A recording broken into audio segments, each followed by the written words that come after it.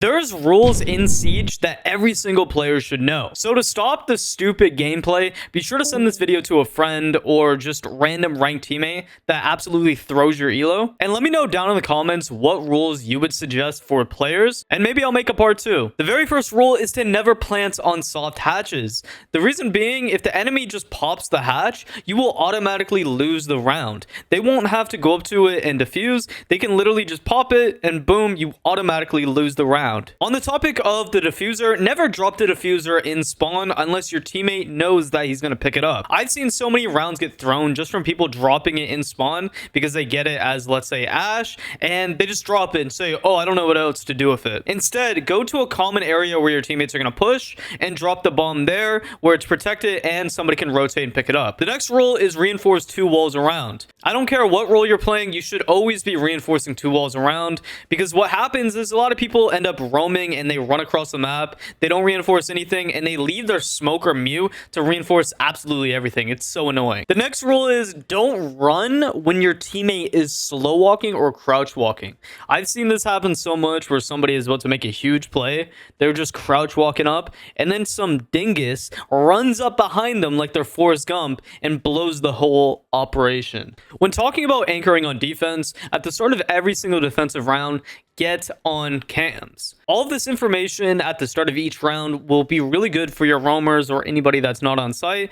so they can either readjust their utility or just position themselves to better act off that information, because there will be times where people don't get on cams and you'll have a roamer across the map and there will be just a direct hit from the attackers. When giving callouts, there's a specific order that you should always use. Start with where is the enemy, then the position of the enemy, like are they crouched, standing, prone, and then if you have enough time, call out who the operator is. It's just an overall great rule of thumb because you don't want to call out the operator, then the position of them, and then lastly where they're at, because sometimes in Siege you're just going to get swung or your teammate's going to get swung and they need that information as quick as possible. When you're on cams and you're trying to give a call out and you're Z pinging or yellow pinging the person, don't aim at their head with your camera, aim at the feet. Because on your screen, it might seem like when you're aiming at the head, it's giving an accurate ping of where the enemy is. But in reality, it's probably just going through them and onto a wall. And I've had so many times where I've given callouts where I'm Z-pinging the head and it's completely off. So when you aim at the feet and then Z-ping, it gives the most accurate Z-ping possible. But keep in mind, it's not 100% accurate like a red ping. Now, I know a lot of you guys need to hear this, but if you guys have a mirror, don't reinforce the outside of common walls where Mira might place her mirror. Also, maybe just wait a few seconds, try to ask them what their plan is, just feel out what they're trying to do, and then go reinforce things that is obviously not where Mira is going to place her mirrors. Here's another obvious one, but when you guys have a hard breacher on your team, maybe help the hard breach get the wall. Meaning, if you're Ash and you guys don't have a Thatcher or anybody with EMPs, maybe go below and try to destroy the stuff. Don't just let the thermite or ace or whoever go sit outside the main breach, waste the entire round fighting for their life, waiting for you guys. And of course, on the flip side, if you guys are the hard breach at the start of the round, when the round starts, drone your entries in if you need to. You shouldn't just be sitting outside the main breach waiting. You need to really capitalize and use those drones at the start of the round to get them inside the map as quick as possible. Now, if you guys are a roamer or just don't have a lot of setup, go get the hatch. And yes, I'm talking to you Echo players or even Legions, like you guys don't have a lot of setup. That takes a lot to do. After the drone phase, if you don't have a pre-placed cam and yours is outside, be sure to just pick it up and pocket it. So later in the round, you can just throw it out and you don't have to spend all this time trying to navigate the drone throughout the map. And it's just very helpful. You got to use your dead teammates to get on cams, and if they don't have cams, then they're just going to spectate you. If you have multiple hard breachers and one of them is thermite, let thermite open the main wall or the wall that you're going to probably run in through and try to get a plant.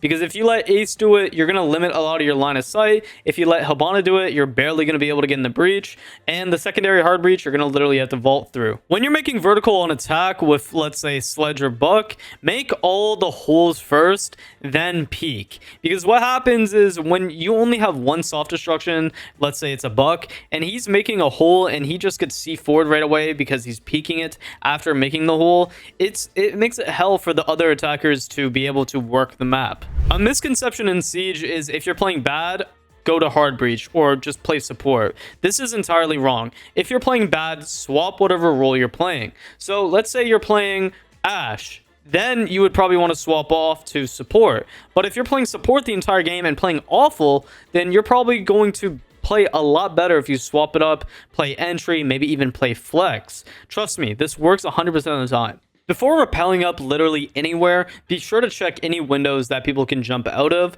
just by walking up to it. And if you can vault through the window, that means that it's prepped and somebody's going to probably try to jump out there. You're never going to want to completely reinforce off site, because what tends to happen with that is it makes it very easy for attackers to get inside sight, and it makes it really hard for defenders to retake the map. This might be a little controversial, but don't take the operator if someone just had a crazy round in game with them and they're going absolutely nuclear. It's just bad etiquette and it's just bad team morale. Why would you do that to a teammate that's obviously having a really good game? And you're going to mess up their momentum and maybe even shock them. Never double callout while someone else is calming. What I mean by this, if you have a friend Johnny, and Johnny is over here giving active callouts on a camera, yo, under the skylight, standing, there's a mirror peeking towards CS. Don't just start repeating the comms. Yo, under the skylight, standing, there's a mirror peeking towards CS. Right there. Which I know a lot of people usually want to do this because you feel like this person isn't relaying the information, or you want that information to be quicker. But if you just have two dudes inside your ear just yapping the same thing, it's going to sound like nonsense. A good rule of thumb is just to see who's on what cams and calm that they have the cam, so you don't need to double up and just be maybe missing information that you could have gotten from other cams. On the map cafe, watch Heaven window for Amaru rushing. This is like a staple of Amaru players, and this is probably the only spot that Amaru players constantly do, is just this one stupid little window. A lot of people tend to just put frost mats or traps, but it's just good to maybe just keep an eye on it. When giving callouts, never say that someone's 1 HP unless they're true 1 HP. And this kind of goes into my next point. If someone's 1 HP, don't aim head level, because when you're 1 HP, sometimes you just try to be a rat. And there's no point in aiming head level when the person is true 1 HP, because why would you try to go for a headshot when you can literally shoot the guy in the toe or the chest where he might be crouching and then possibly easily get a headshot? I've seen people have perfect crosshair placement on someone that's 1 HP, and it turns out that the person's prone or crouching, and those milliseconds that it takes to try to readjust your aim lost us rounds. If you're having a hard time finding your sensitivity, don't just one-to-one copy a pro player or a content creator's sensitivity, since every sensitivity is going to be different for everybody. A good rule of thumb, if you're going to use someone's sensitivity, let's say like Bolo, then maybe adjust the sensitivity to your liking. It's always a good starting point with someone else's sensitivity, but once again, it's a personal preference type thing. You're not going to play like Bolo because you have a sensitivity, just adjust it to your liking. When playing Thatcher, wait for your teammates to get the wall. Don't just start whipping those EMPs, because it makes it very easy for a bandit player to just bandit trick. So just communicate when you're ready to throw them and when your teammate's ready to get the wall. If you're going to spawn peek, don't do the same spawn peek the next round. Spawn peeks are more or less used for a one and done type thing, and it's more of a tactic that could get you a free pick. But if you do the same thing over and over, it just makes it easier to predict. And that kind of goes the same thing with operator gadgets. For example, if you're going to play Capcan or some type of operator like Frost, don't place the same gadgets in the same place every single round. It makes it very easy for enemies to predict and get rid of them very easily, and you're basically just a waste of an operator pick at that point. A lot of people will comment down below about how Capcan, you should always put it crouch level height, but honestly, Capcan is a very random operator, and a lot of times doing random Capcans in random spots is usually more successful than making every single EDD crouch level. When playing Wamai, don't place your Wamai disc in close proximity to one another or close to operator utility, because what tends to happen is somebody tries to burn your Wamai disc with, let's say, a grenade or an ass charge or something like that. It's going to explode everything in that vicinity, and it's just a waste of all that utility. Instead, what you're going to want to do is place your Wamai disc a good 10 meters apart, just so that if anything happens, it's not going to destroy your other Wamai disc and teammates utility. When playing mute, place all your mute jammers at the start of the round, then make rotates, then reinforce, because you can cut off so many lines of sight with drones and get so much drone economy. On attack on bank, you can get every single default cam basically just from outside the map. This will take a good 30 seconds, but if your teammates know the same areas, they can clear the other cam spots. And as you see on screen, you can literally clear all of them. There should be no reason why you're not shooting these default cams every single time. It's sad that I even have to say this, never save KD. There's so many times where I'll see a teammate, and for some reason this is so prevalent on console when I play, I'll see my teammates left in a 1v2, and they will literally just sit outside the map and don't even try.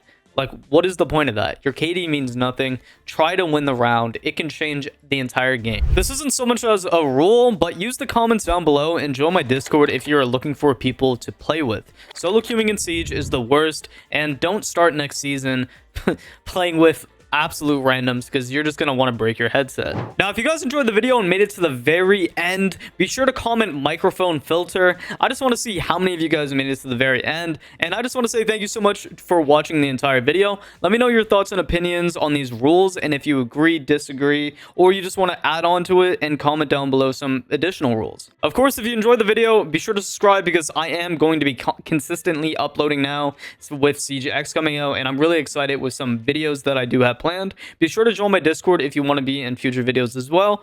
And guys, thank you so much.